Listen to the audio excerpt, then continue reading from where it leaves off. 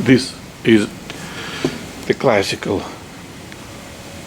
monkey and a hunter demonstration. The monkey is hanging down on the tree, and the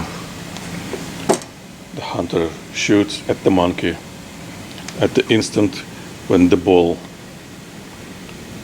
leaves the barrel. The monkey releases hands and starts falling down. The question is, how do we have to aim the rifle to kill the monkey? Well, and the answer, of course, is we have to aim at the monkey, exactly at it, in order to kill it, because when the ball is flying and the monkey is falling, they both fall down the earth with exactly the same acceleration, which is 9.8 meters per second squared. Well, let's see if we can kill the monkey.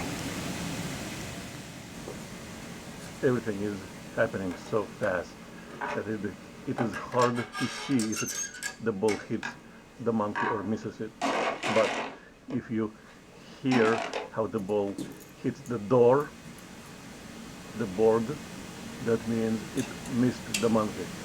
Otherwise, the monkey being killed.